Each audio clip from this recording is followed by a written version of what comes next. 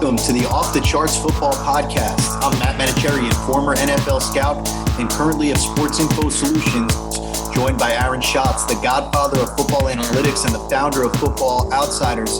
As always, our producer, Justin Stein, is with us, and we are here to break down the NFL draft. We are now a week removed. Aaron, now that we've had a week to decompress, any major takeaways before we kind of get into some of the breakdowns?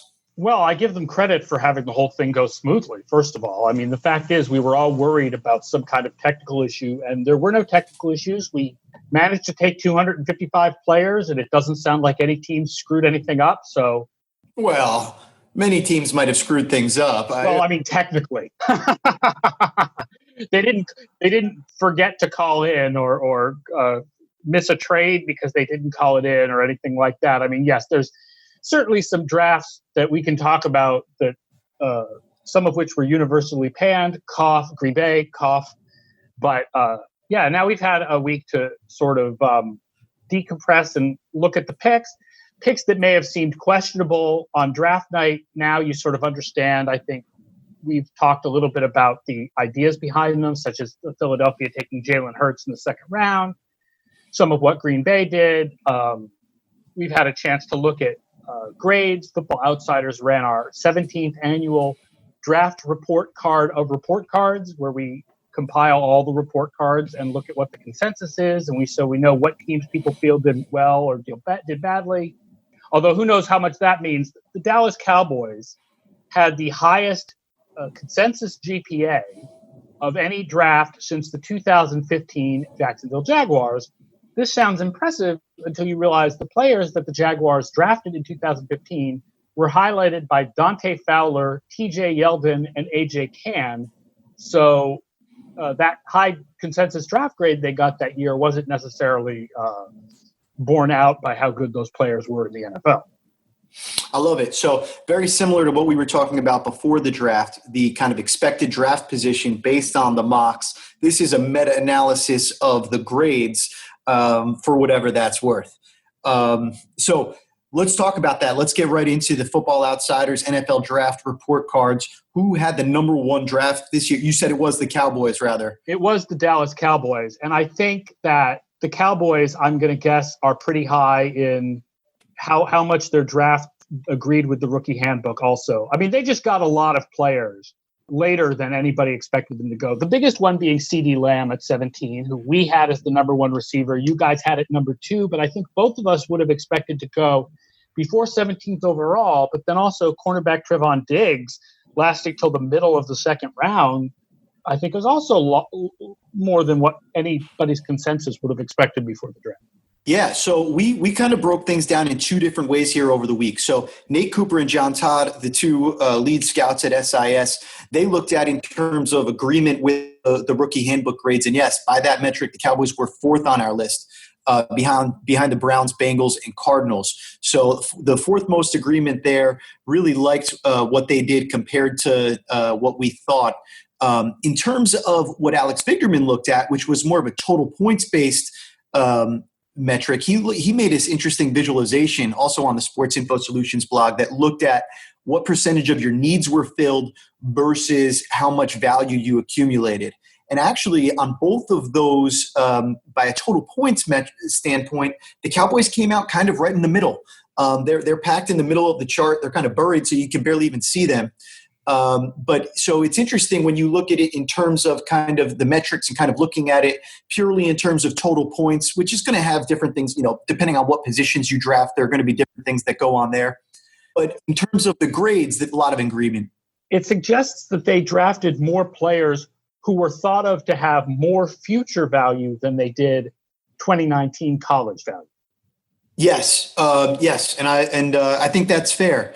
Looking back also past CeeDee Lamb for them, who had the hilarious moment that is captured on the Football Outsiders article with his girlfriend grabbing the cell phone.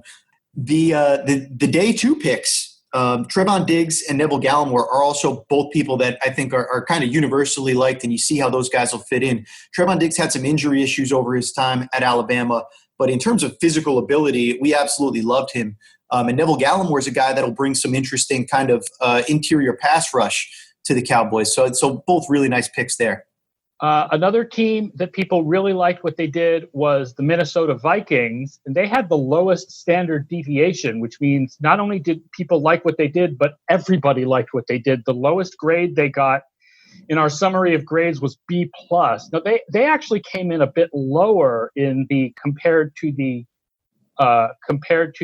rookie handbook, although part of that might be because they took so many players. They took 15 that, it was natural that some of those 15 were going to be not as ranked as highly by the rookie handbook. Right. So they made the big trade. They picked up all of those picks, and they ended up accumulating the most value in terms of total points. And no surprise there, like you're talking about, when you draft 15 players, you're going to do that. They also stood out. They were number 3 in terms of the percentage of needs filled. So a lot of value and a lot of need filling by them when you looked at Alex's methodology there. Going back to Coop and John Todd and their breakdown, they're looking in terms of the average grade. So that did pull the Vikings down a little bit when you draft 15 people. Still, I'm always in favor of it. Anytime that you can just pick up that many slots. These are all just cheap contract players that have the potential to create value. If 10 of them make your team, you're doing outstanding.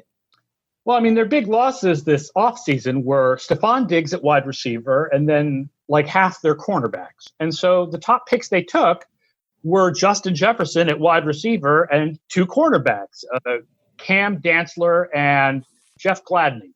I mean, clearly they went straight for picking holes, but they didn't do that by reaching. They didn't reach for guys that people thought were going to go later. So when you look at things analytically, and this is why it's no surprise to see how they work out in Alex's rankings, whenever you have the ability to accumulate draft picks, you're just giving yourself more shots at the dartboard and more chances to hit bullseyes as a result. You look at some players that are on the Vikings right now. We've talked at length, I think, about how what's his name at safety was an undrafted free agent, Anthony Harris. And then looking at the receiver position itself, it wasn't like Stephon Diggs was a high draft pick. I think he came in the 5th round. Yep. So I mean, this is a team that's found players late and undrafted time and time again. So I think you're accumulating value. It's interesting. There's a number of teams here where there's a difference between how their picks graded in the rookie handbook and where they fall on that needs filled versus total points in 2019 rubric. And another one is the team that had the 3rd highest average GPA from our draft graders, and that is the Arizona Cardinals, who come out really high in draft team grades using the rookie handbook. But in that rubric, they didn't fill a lot of needs. They mostly took players based on best player available rather than filling needs. I mean, with the clearest example of that being Isaiah Simmons. If Isaiah Simmons, I think everybody would have agreed that taking him at number 8 overall is fantastic. He's so talented, you just find a place to put him in your defense. But they already kind of have like 2 or 3 off-ball linebackers. And at least based on what they've said publicly, that's how they're going to use him. Although I don't believe it. I believe that they're going to move him around as much as is possible, given that we don't know how long training camp and playbook installation is going to be due to COVID-19. But you don't announce we're going to move Isaiah Simmons around. You announce we're always going to play him here, and then you surprise your opponents by moving him around, right? So, I don't believe Arizona when they say we're only using him at inside linebacker. So when I look at the Cardinals draft pick, I think you're absolutely right. And they did a pretty good job finishing 50th percentile in value when you look at only having 6 picks and not having a 2nd round pick. So it's the players that they did have that I think they did well on. Isaiah Simmons at the top, and then Josh Jones lasting until the 3rd round. That surprised me. He was somebody that I thought, based on his performance at the Senior Bowl, he was going to rocket up the charts. Maybe some injury concerns there. He's a little bit of a kind of lower upside type player. So I understand, but I think that's pretty good value, and I think he's a nice fit in their offense. So you see why he turned out well in terms of the grades and also in terms of compared to the rookie handbook, he was also number 3. And then the team that you guys have as best filling needs, and I absolutely agree with this, is the team that's number 4 in average GPA. And that's the Baltimore Ravens, because, they went into the week with LJ Fort and who the heck knows as their projected starting inside linebackers. And they come out of it with Patrick Queen to fill that role, probably playing next to Fort, which was fantastic. And then Malik Harrison as more of a pass rusher. And then Justin Madubuike to fill the role that was Michael Pierce, where Michael Pierce left. And J.K. Dobbins, I guess, I'm not a fan of taking running backs in the second round, especially when you kind of have that position filled already. But, he is a talented player. So they get also really good grades. Yeah, it's easy to accumulate a lot of value and to fill a lot of needs when you have 5 picks in the first 2 days, which they did. The Patrick Queen pick, I think everybody loves that. He fell right into their lap, somebody that graded out really well, good in terms of total points. I think you hit on it with J.K. Dobbins. Whether we can argue all day about the value of drafting running backs, this is late in the second round, so it's not something that I'm philosophically opposed to. Also, you're going to want to build your team around first contract running backs more often than not, just because you really don't want to give them a second contract if you can avoid it. But filling that Mark Ingram role and complimenting him and then taking over, it's just so easy to see how Dobbins fits so well with that Lamar Jackson backfield. Yeah, I mean, they've got Ingram for 2 more years, but then maybe, if Dobbins looks good as a rookie, they don't keep Ingram for the 3rd year, and then they've got 3 years of Dobbins at a really low rate. That's pretty good.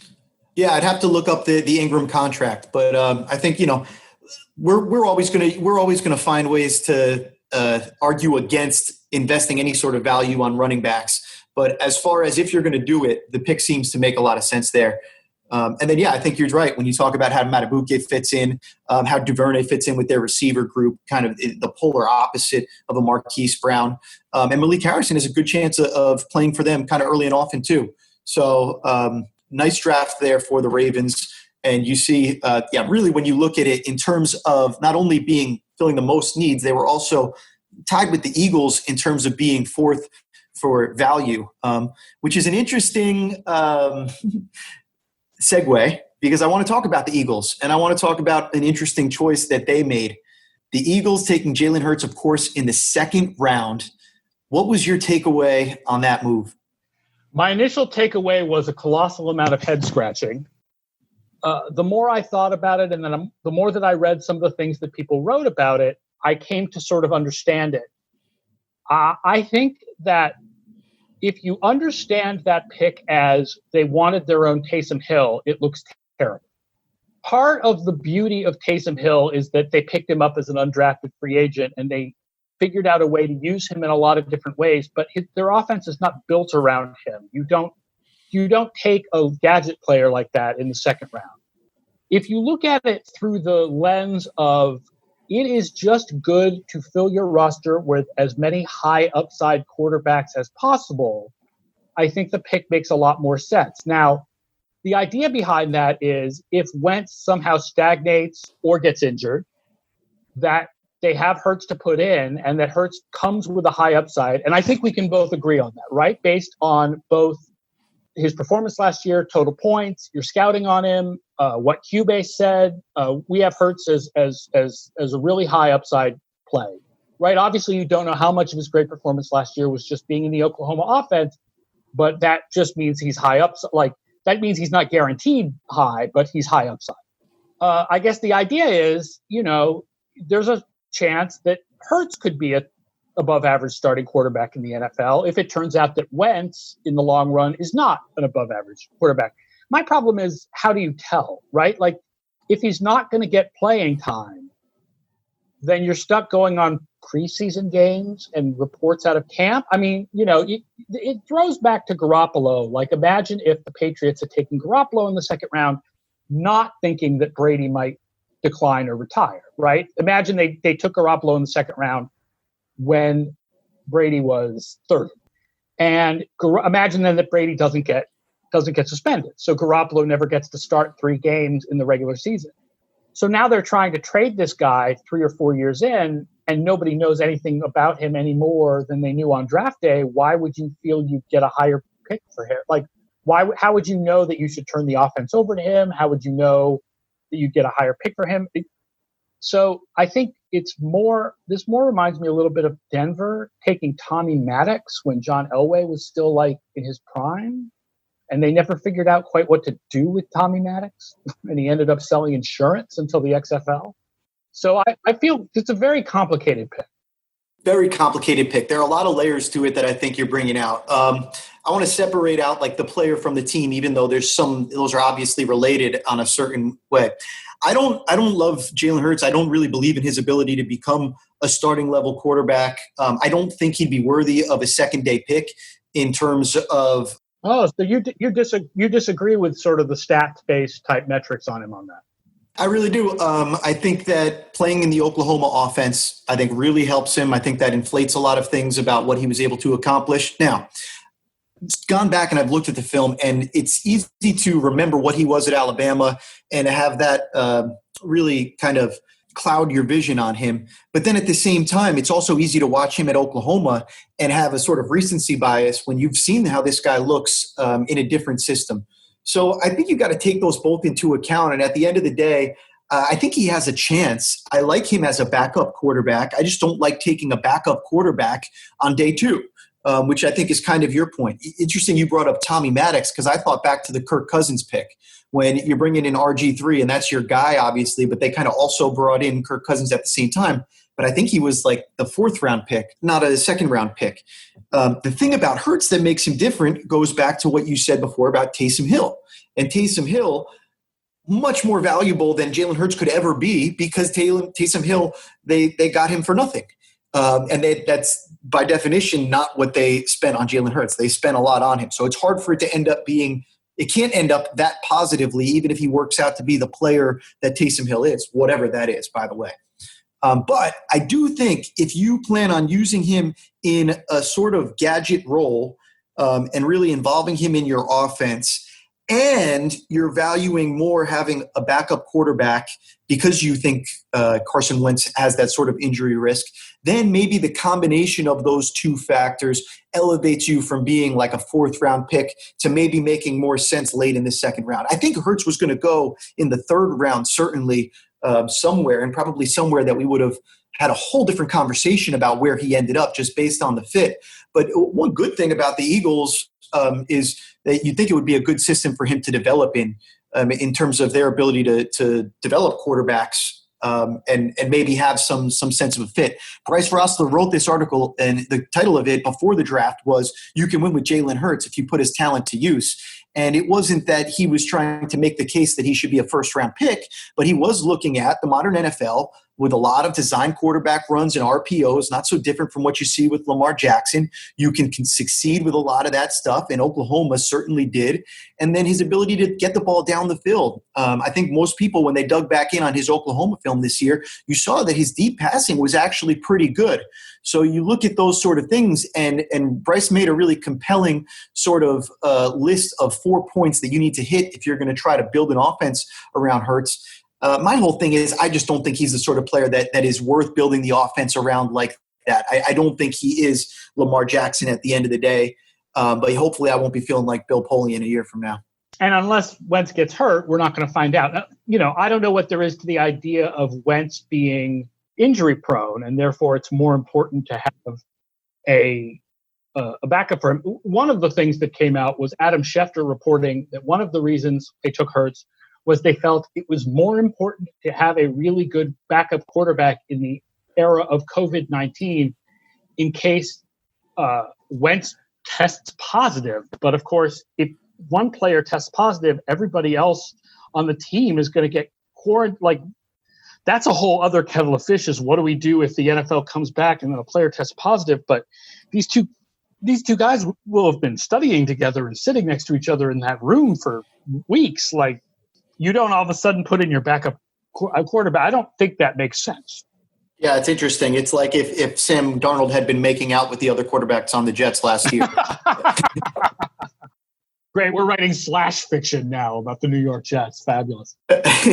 So Hurts was a weird pick by the Eagles, but maybe it makes more sense if you kind of unpack it. A different one that needed some unpacking was Jordan Love to the Packers. I talked to John Shirley, a resident Packers fan at SIS, on Friday morning, and I just asked him, like, hey, are you okay?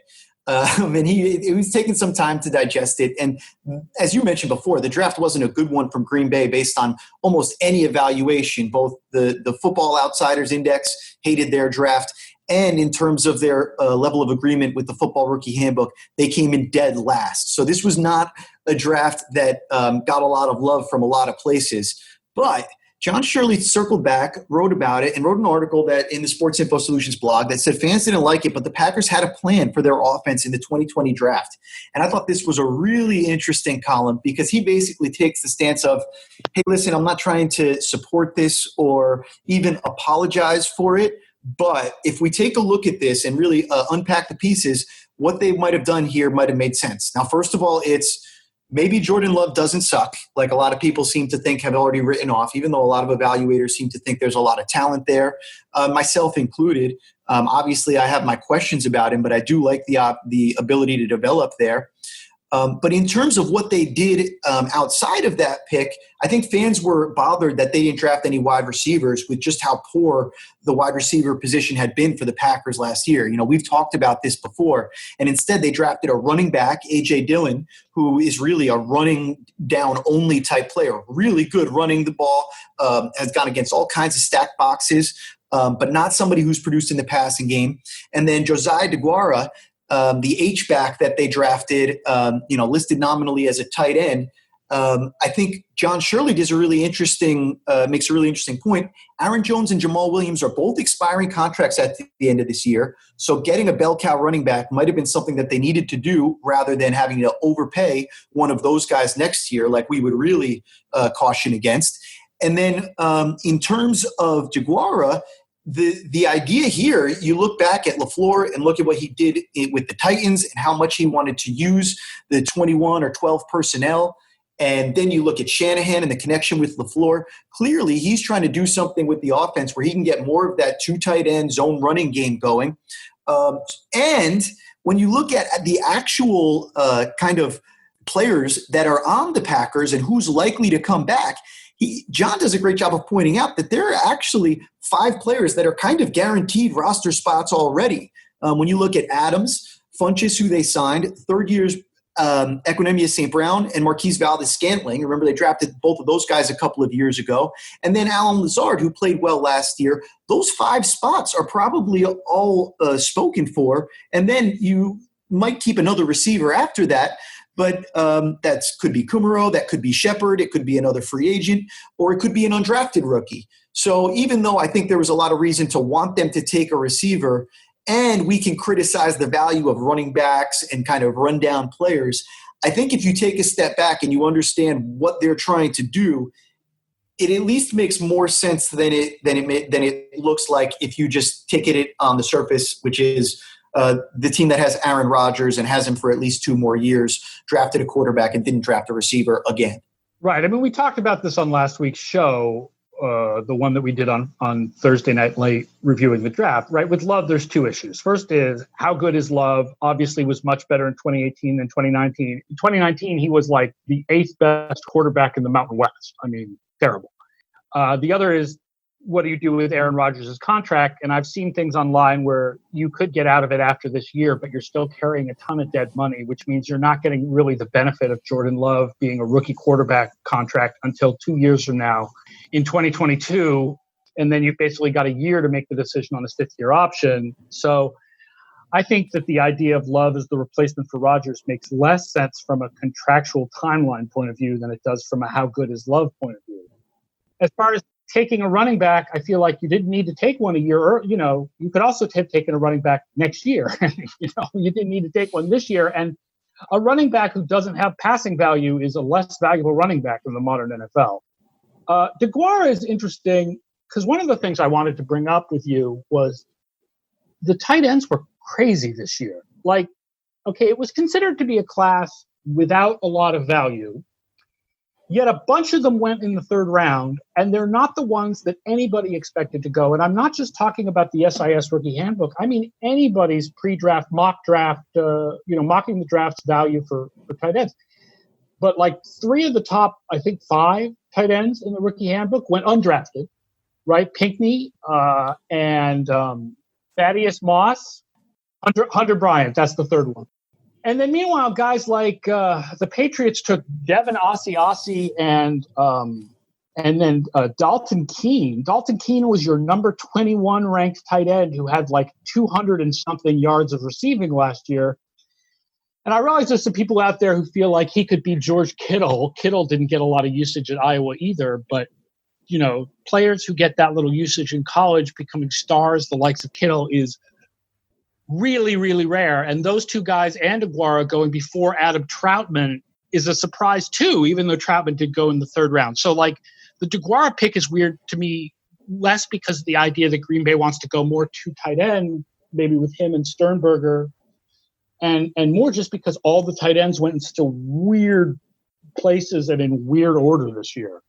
Yeah, the things that I can't apologize for is that I think both of those guys were drafted around too early, at least. I don't think you needed to draft Dillon there, and I don't think you needed to draft DeGuara there. Full disclosure, the 5.8 grade on DeGuara, that's not really a draftable grade based on what and we're Dalton doing Keene here. isn't either. And you would think if the Packers and Patriots waited a round or two, those players would probably still be around. Or if not, they would have gotten players who you had rated higher, like Hunter Bryant and Jared Pinkney and Thaddeus Moss.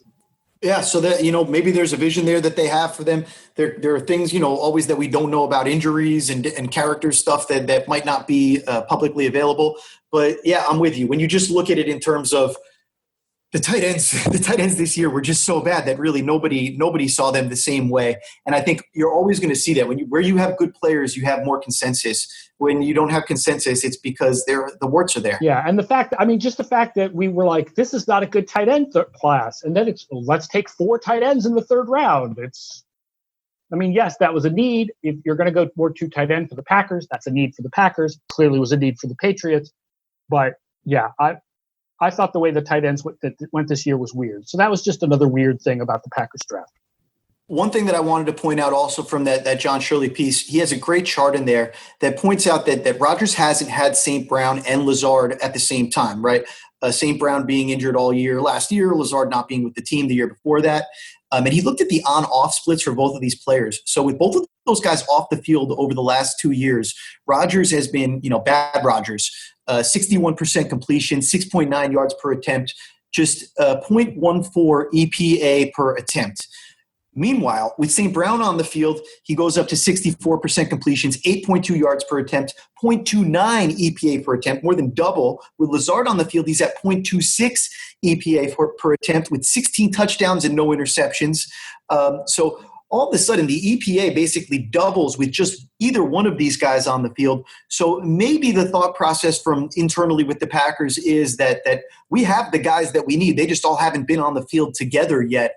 And they feel better about it and they have reason to, potentially based on their internal evaluations. All right, last up, I want to look forward to next year. Bryce Rossler, again, he wrote that Justin Fields has the tools to go number 1 in 2021. Obviously, everybody thinks right now that Trevor Lawrence goes number 1 in 2021. 100 times out of 100, looking forward at this point. But Bryce pointed out that last year was a foregone conclusion that Tua was going to be the number 1 pick. Burrow came kind of out of nowhere to become the guy this year. Went from being thought of as a late round pick to somebody that could be number 1. And if you look at the Vegas odds right now, it's all Lawrence. Do you buy into the idea that Justin Fields could actually be the number 1 quarterback? Oh, I absolutely agree. But here's the thing. I think people are so wedded to the idea of Trevor Lawrence as number 1 that if the college football season doesn't happen, that Trevor Lawrence is still the number 1 pick. I think if there is a college football season, Fields was better than Lawrence last year by almost any measure.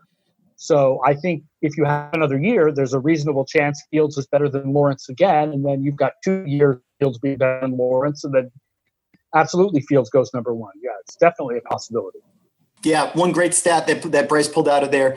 A lot of stats would show that what you said, that Trevor Lawrence played well. I think the sophomore slump narrative he points out was overrated. He was a very good quarterback, but Fields was really special last year.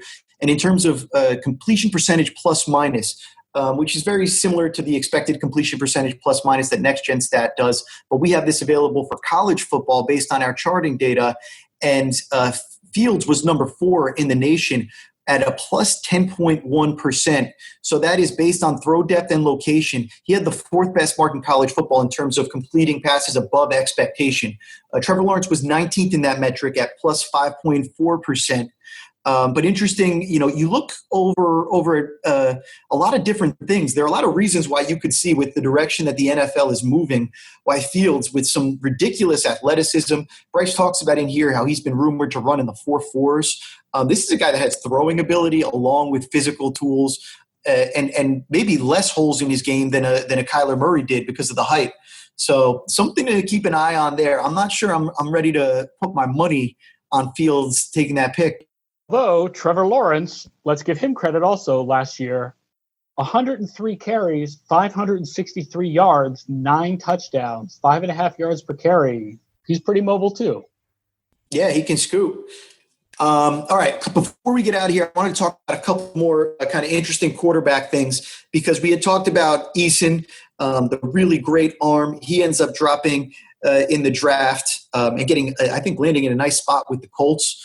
It could be an interesting slot for him in behind Rivers to learn from Frank Reich and potentially get the mental aspect to where it needs to be to match his physical game. I think one guy that people were keeping an eye on out of Georgia was Jake Fromm, State Farm. And Jake Fromm ends up going to the Bills and is an interesting sort of backup piece there. I think he's an ideal backup, but there are certain aspects of his game that are better than Josh Allen's game. A lot of Jake Fromm's strengths are Josh Allen's weaknesses.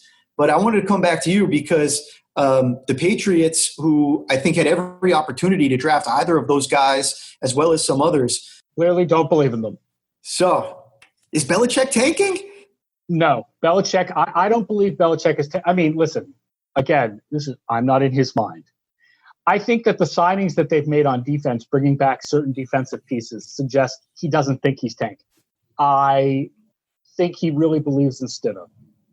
I think that all outside objective data based on Stidham's performance in college and the fact that he was a 4th-round pick, and 4th-round picks do not often develop into starting NFL quarterbacks, suggest that this is a bad gamble.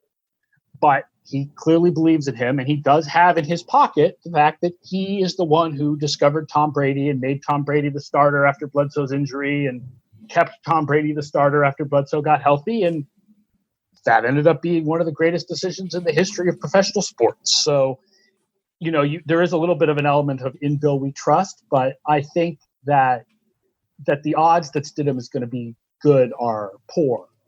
And I'll tell you, the first version of the projections that I did had the Patriots mean projection under 500 because of how bad Stidham is projected to.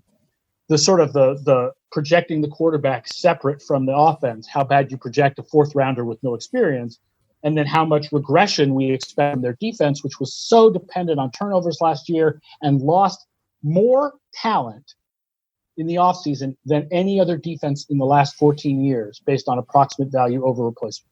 It makes sense. And it's, I joked about the Patriots tanking, but I still wouldn't bet on the Bills ahead of the Patriots. Oh, we have the Bills regressing too on defense. So, yeah. So it's kind of amazing in that regard. I'm with you. I do think that Belichick, I don't think he thinks in terms of tanking. I think he thinks more in terms of, how I think, which is that sometimes you have to think about current assets versus future assets and make decisions that are appropriate. And I think he's realizing that right now, coming off of the Brady contract and kind of having a little bit of a reset, I think what he is trying to do is what you're saying, kind of make sure he locks down the right pieces on defense. The secondary stays right, and he has that set. That's what he really cares about. And then build the team, and then whether it's this quarterback that he can be on the rookie deal or it's next year being able to bring somebody in that he can develop, I think that the vision is there for the team, and it's Belichick. There's certainly a possibility also that part of his mindset here is we can't teach our offense to a free agent quarterback because there won't be OTAs. That might be part of his thought process, whereas Hoyer is coming back to the offense, knows it. Stidham's been in the offense for a year, so he's already had the experience in it. Worst case scenario, roll with Hoyer. I mean, it's really not like, look, you can't. This could be a playoff team with Brian Hoyer. If the right? defense doesn't regress as much as I'm expecting it to be. Honestly, based on, regression, the Bills' defense is likely to regress also. They don't have a really good quarterback either. The Patriots could start Brian Hoyer, and their defense could regress, and they could still win the division at 8-8. Like, I would not be surprised if next year's division champion in the AFC East is 8-8. Yeah, I think that's a great point. And I just hope we play the season so we can find out. Yeah, I also would not be surprised if next year's division champion in the AFC East is 6-6. Ugh, I don't even want to think about that. It's funny because we're going back and doing all this database stuff at Football Outsiders, and I have to keep explaining about 1987 and how, 1987 is 12 games, but it's also 16 games. And some places it's 12 games, because we don't count the strike games. And I don't want to have to do that with 2022. It's so ridiculous to think about that they had strike games and non-strike games in the same season, and that's how they tried to what a different time that must have been. Can you imagine them trying to get away with that now? Can you imagine what the reaction would be like, ESPN and Twitter and whatever, if they tried to bring in strike breaker players, essentially brought in the XFL rosters to play in the NFL now? Like, that would be crazy balls. Yeah, it would be super crazy. And I'm really worried about college football. I think it's looking good for the NFL, fans or no fans in the stands. It seems like we're hopefully trending towards finding a way. College football, it's a lot more difficult. Noticing that the NCAA keeps trying to they're more and more open to finding ways for players to make money now that it seems like the entire season might not get canceled, because the optics of trying to play a football season so that you can make money while students aren't actually in classes on campus is too much. I think that has a whole lot to do with it. The problem is, there's so many problems. And I just posted an extra point on Football Outsiders with a link to a long article about all of this. But one of the problems is that, unlike in the NFL, it's all about the TV money. In college, like, how do you have the money to make the team go? Like, the TV contracts may work for the SEC and for Notre Dame, but the TV contract is not going to bring in enough money for North Texas and Central Michigan to play a season, let alone Division I AA or Division II. Well, I think that's part of it. The other thing is, because people have made that point, and I heard somebody said that it was like 75% gate money, which sounded like a ridiculous number to me, and I've heard some questions. But when I look at ESPN and the amount of stake that they have in this and having those games get played, I think that's a really major player in addition to the schools and the NCAA. I don't think anybody's as incentivized as ESPN to get these games actually on TV. And Fox and CBS, frankly. CBS, that SEC game on Saturday makes them a lot of money. No doubt about it. All right. We will sign off and get out of here. And, of course, we are recruiting now at Sports Info Solutions for 2020 Football Video Scouts. So we are anticipating that season that we were just talking about will go on without a hitch. And if you are interested in applying, you can head to the careers section of our website, sportsinfosolutions.com. And, of course, the Football Rookie Handbook is also still available. You can get it on activesports.com. You can get it on Amazon if you're interested in reading more about any of the players that your team just picked.